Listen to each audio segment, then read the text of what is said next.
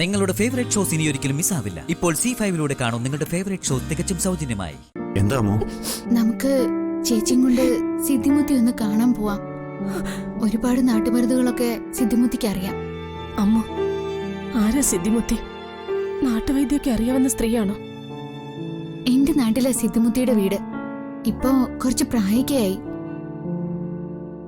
പെരുവണ്ണാപുരത്തമ്മ സിദ്ധിമുത്തിക്ക് ദർശനം കൊടുത്തിട്ടുണ്ടെന്നാ നാട്ടുകാരൊക്കെ പറയാറ്. സിദ്ധിമുത്തിയോട് അത് ചോദിച്ചാ ചിരിച്ചു കാട്ടും. അച്ഛൻ ചേച്ചിക്ക് വേണ്ടി അഭിഷ്ടസിദ്ധി പൂജ നടത്തിയതല്ലേ. അച്ഛന്റെ ആഗ്രഹം സഫലാവുന്ന ദേവി സൂചനയും തന്നു. പ്രാർത്ഥിച്ച ഫലിക്കുന്നതാണെങ്കിൽ പെരുവണ്ണാപുരത്തമ്മ അത് കണ്ണിന് കാണിച്ചു തരും.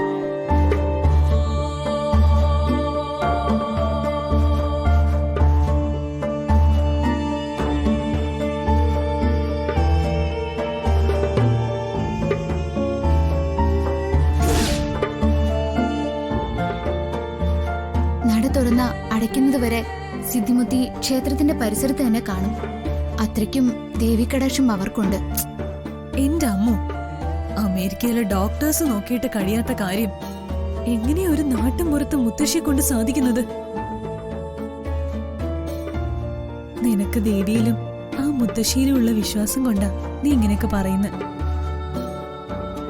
കഷായം കുടിച്ചാലും കുഴമ്പും തൈലവും പൂശിയാലും എന്റെ കാലുകൾക്ക് ചലനശേഷി ഉണ്ടാവില്ല.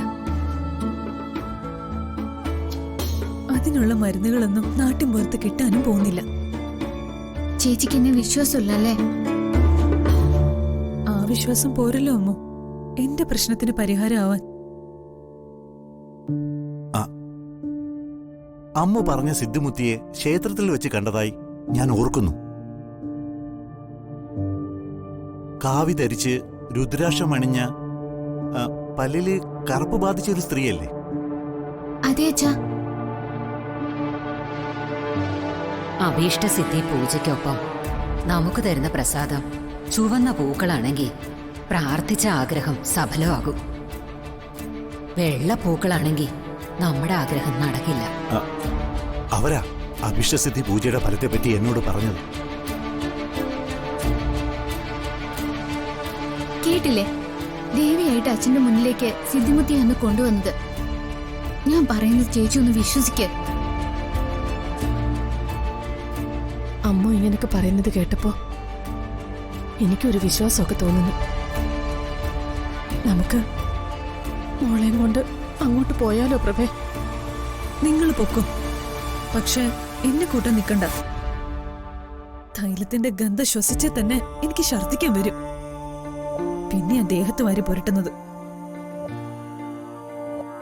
നാട്ടു ചികിത്സയ്ക്ക് പരിമിതികളുണ്ട്. സർജറി നടത്താനോ ഹാർട്ട് ട്രാൻസ്പ്ലാന്റ് ചെയ്യാനോ നാട്ടുവൈദ്യന്മാർക്ക് കഴിയും. അമ്മ അതെന്താ ആലോചിക്കാത്തെ? നീ ഇതോർത്ത് വിഷമിക്കൊന്നും വേണ്ട.